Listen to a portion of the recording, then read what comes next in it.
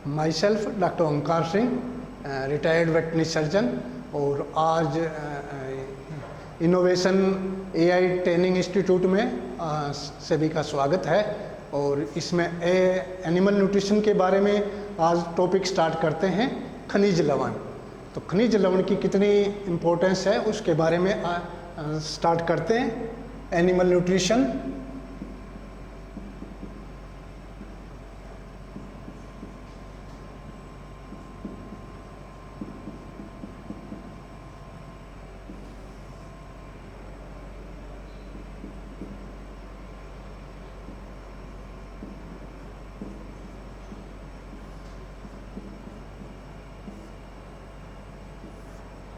खनिज तत्वों के बारे में स्टार्ट करते हैं। तो पशुओं को खनिज तत्वों की कितनी ज़रूरत होती है, खनिज तत्व कितना ज़रूरी है पशु के लिए।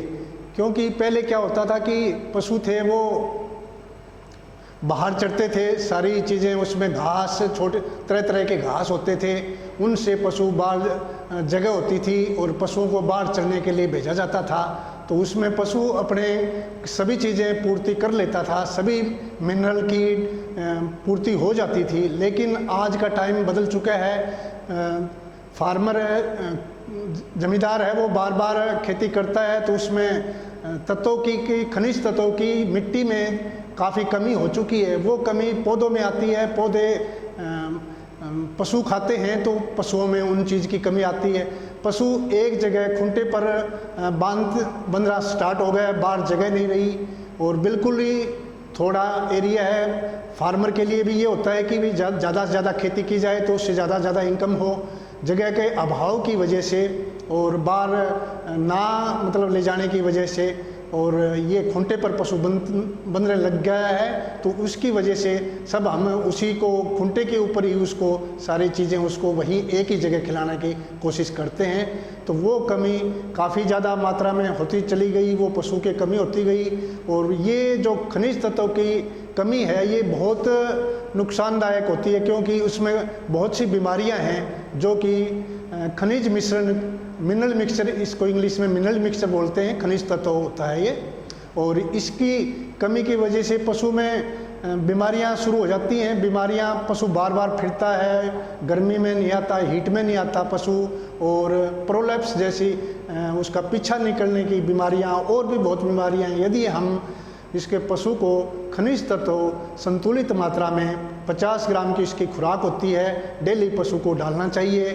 किसी अलग अलग कंपनियां बनाती हैं, तो उसमें तरह तरह की कंपनियां हैं, अच्छी ब्रांडेड कंपनी का हमें 50 ग्राम खनिज तत्व डेली पशु को डालना है। तब पशु की वो कमियां हैं, सारे खनिज तत्व उसमें पूर्ति हो जाएगी और पशु को वो कमी नहीं रहेगी। वैसे तो 40 तरह के तत्व होते हैं, लेकिन इसमें मेजर तत्व 14 तरह के मेजर तत्व होते हैं, वो पशुओं के लिए बहुत ही ज़रूरी है। वो मेजर तत्व, इसको 2 भागों में हम डिवाइड कर सकते हैं। एक तो 14 तरह के तत्व हैं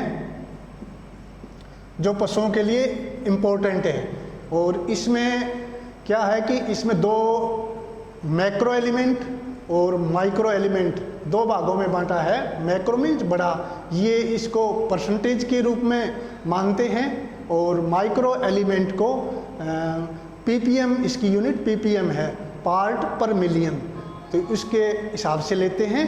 और इसके कार्य क्या हैं, खनिज तत्वों के क्या कार्य हैं। कार्य,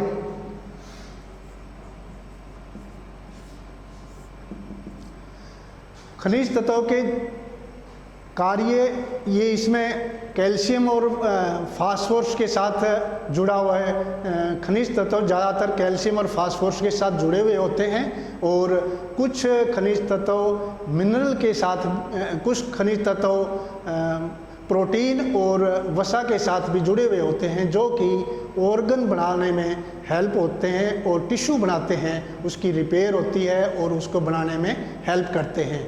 दूसरा, इसका क्या कार्य है, इसके पीएच को मेंटेन रखते हैं, ब्लड पीएच मेंटेन रहता है, एसिड बेस बैलेंस रखते हैं, और ऑस्मोटिक प्रेशर ठीक रहता है, और permeability of the cell membrane को ठीक रखते हैं। ये सभी खनिज तत्वों की वजह से होता है। और इसलिए ये खनिज तत्व पशुओं के लिए बहुत ज़रूरी है। आज के टाइम में टाइम को देखते हुए पशु एक जगह रहता है तो उसके लिए खनिज तत्वों की 50 ग्राम की खुराक होती है, वो पशु को हमें डेली पशु के अपने चारे वगैरह में मिला के हमें डेली पशु को देना चाहिए। यदि हम ये खनिज तत्व देते रहेंगे तो उसमें कोई भी किसी भी तरह की पशु को बीमारी होने के चांस, आधी बीमारियां तो पशु को खनिज तत्वों से ही कवर हो जाएंगी। तो आज के खनिज तत्वों के बारे में इसमें दो अलग अलग स्टार्ट करते हैं। इसमें मैक्रो एलिमेंट कौन कौन से हैं और माइक्रो एलिमेंट, इसमें दो तरह के होता है। एक होता है macro element,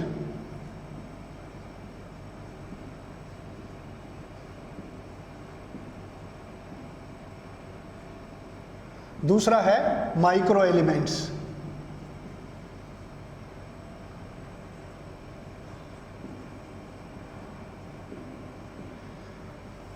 macro elements start करते हैं।